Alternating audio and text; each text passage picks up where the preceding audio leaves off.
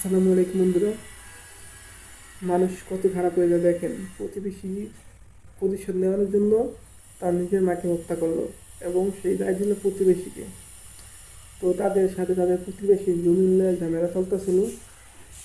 তো এটা শোনা গেছে খবর সংবাদ মাধ্যমে। এবং কীভাবে জানলো যে প্রথমেই ছেলেটা বলতেছে যে তার মাকে মারছে তার প্রতিবেশী। তো যে মহিলাকে মারছে তার একজন নাতনি ছিল ছোট। তো সে বলে দিয়েছে যে তার মামা এরকম এরকম করে মারছে, বুঝে নেলা। ও তার গায়ে আবার কাপড় ছিল না, মানে তার গায়ে গেঞ্জি ছিল, সেই গেঞ্জি ছিল না।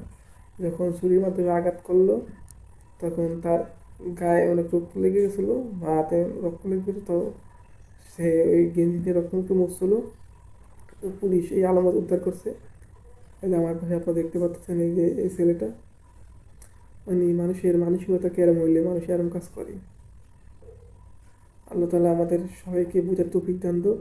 এবং প্রতিবেশী থেকে, মানে প্রতিবেশী যে মানুষ হিংসা বিদ্বেষ এইসব থেকে, তো এই হিংসা বিদ্বেষ থেকেই তো আমাদের হিংসা বিদ্বেষ থেকে পানা দিক, হেফাজত করুক আল্লাহ তালা।